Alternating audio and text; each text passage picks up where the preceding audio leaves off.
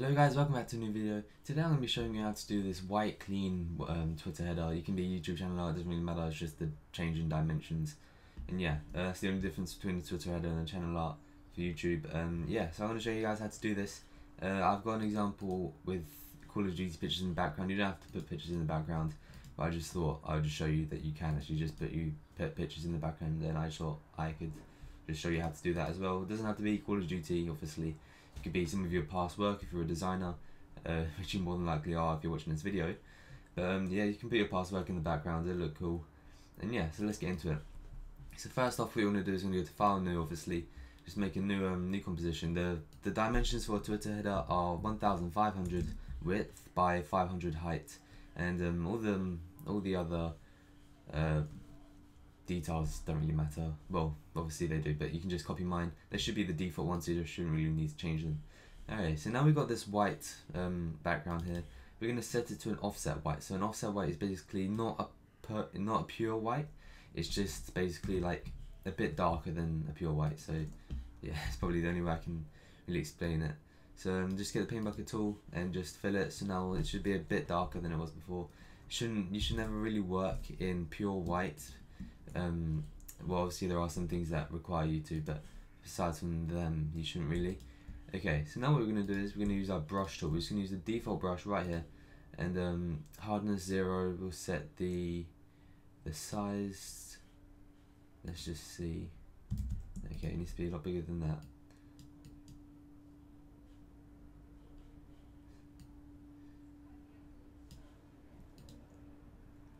Okay, so this isn't the right size, but we could go a bit bigger. I'm just going to use my square bracket keys because that doesn't lag, but for some reason the other one does. And I'm just going to go to a bit of a light grey, kind of. We don't want it to be too dark, we don't want it to be too light, otherwise you just won't tell the difference. And we're just going to dot around the edge of the background. As you can see, it has this kind of like this grey, I wouldn't really call it a gradient, but there's these grey patches around on the background, and it gives it depth. I'm just gonna make this a bit darker, just so it's a bit easier to notice. So you can see that there, bit that there, and bit that there. So you can see that there's this middle part here is white still, well, an offset white, and then we have these grey patches, and they look pretty cool. Okay, so now we've done that, what we're gonna do is we're gonna use another brush. It doesn't have to be the same one I'm using. Just use any kind of digital brush. It can just be a brush that looks like this. You can see what this one looks like. It can be any really, it doesn't really have to be any kind of brush. It can just be a grunge brush, it can be a clean brush, it can be any kind of brush. So yeah, just use a brush that you like using, and just dot it around the edges. That's a bit too much. We don't want it to be too inclusive in the middle because we don't want it to detract from the main focus point. So yeah, we'll just go around the edges. Okay, that looks good. So now we have this brush on the inside. It doesn't matter if you have to enlarge a brush to make it a bit bigger, because it'll come out blurred. It doesn't really matter because we're going to blur it anyway. Just make sure you're on the brush layer, and just go to filter, blur, Gaussian blur, and yeah, that should be fine. 6.8 pixels is fine for my brush. Obviously the thinner that your brush is, then the less blur it would need to be blurred, and the more compact the brush is, then the more blur you will need. And okay, so now we've got that, we're going to use this a grunge. I've got this grunge pack up on my channel. You should check it out. I'll have a link in the description to where you can download this grunge pack, all for free, 100% for free. And so yeah, we're gonna just click and drag one in that we like. It might take a few tries to find one that suits what you're designing. Okay, so now we've got that. Just to lower it below the brushes that we just did. So we want it to be below these the brush layer, and we're just gonna lower the opacity. We could set it to overlay as well, and that gives off a nice effect, and then lower the opacity from there. Okay, that looks good. Okay, so now what we're gonna do is we're gonna blur that background as well. So just make sure you're on the grunge layer. Just go to filter, blur, Gaussian blur. And yeah, we don't want to blur it too much because we still want to see the minor details in there because they look quite cool. And yeah, we're going to keep those in and just press OK. Okay, so now we've got this kind of grungy, clean texture in the background. Well, I just put two opposites in one. But yeah, it's quite a nice texture. And yeah, so now what we're going to do is we're going to add the text into the middle. and we're just gonna put text. Obviously you wouldn't put text, you'll put your name or whoever it's for, and we're just to make it centered, all you need to do is you want to double click on your background layer, and it should come up with this. Just press OK, and then you can press Control T, and then just drag your rulers into where this middle spine is.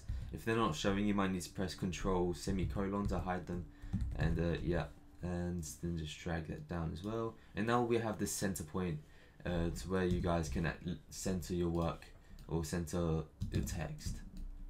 And just gonna put that in the middle. If you don't have these rulers on the side, all you need to do is press Control R, and then they'll show. And you can just drag down from there. Okay, so now we have this text. It looks pretty good. It suits the background. We want to keep the text the same color as these dark patches that are around. And now what we're gonna do is we're gonna duplicate this text layer and just make it a lot smaller, and just drag it under. And this is gonna be our subtext layer. So just put it where you want it to be, and just call it subtext, like that. It looks pretty good. Okay, so now what we're going to do is we're going to link the two together. So to do that, what we're going to do is we're going to use our brush tool, just by click on the brush tool, and we're going to right click, and we're going to make the size about 3 pixels. Just make sure you're on the default brush here. Make size about 3 pixels and the hardness to 100%. Okay, so now that we've done that, what we're going to do is we're going to use our pen tool, and we are going to make sure you're on a new layer. So yeah, just make sure you're on a new layer, and just click there, and just try and make sure these two lines are parallel, the one I'm creating and this T, because then that makes it look better. It's because if it wasn't parallel, you'd notice and it just looks kind of dodgy. And then you're just going to make this line that connects the two. And what we're going to do is we're going to right click and press stroke path and brush. That's why we had to change the size of the brush earlier and the hardness, and press brush and press OK. And now we have this cool line connecting the text and the subtext. Okay, so that's pretty good. Now what we're going to do is we're going to go just a click above our grunge layer, make a new layer. So the layer that we just made should be behind the text layers, and just go back to our pen tool and just create a streak that goes across the top and the bottom, and then just take it around. So now we have this shape, and we're just gonna right click and press make selection. For the radius should be 0, it should all be the default. And now we're gonna use our brush again, and this time we're gonna make the hardness 0, and we're just going to use our square bracket keys to make the brush bigger if it load.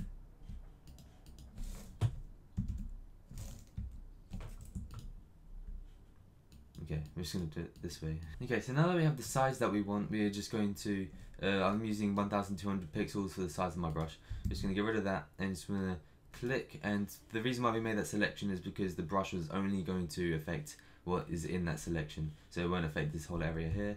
We can press Control D to deselect, and now we've got this this streak that goes across, and just going to use our eraser tool, and we're going to make this eraser a bit smaller, and we're going to take out the bottom, and we're going to take out the top.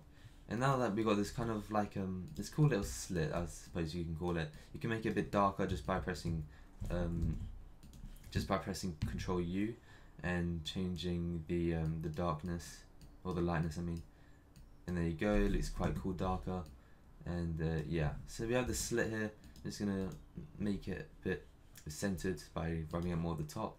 Okay, so now we've got this here. We're gonna hold Alt and click and drag to duplicate it and move it. And we're just gonna have it either side of the text, and we're gonna have one behind the text, and we're gonna lower the opacity of the one behind the text. So now we have these slits that go behind it. They look pretty good. They have a nice clean effect to it. You can also rotate them. You can do whatever you want to them. So yeah, that looks pretty good. I think the angle looks a lot better actually. So let's just delete those and copy these across. Okay, let's lower the opacity of the middle one, and I'm actually going to make the middle one a bit smaller as well. Okay, so that's how you do the backgrounds. And now I'm going to show you how to incorporate images into the background like I did here. So yeah, I'm going to show you how to incorporate these images. So to do that, all you need to do is you need to drag in your images. I just got these wallpapers from Google. So you're just going to put it to the side.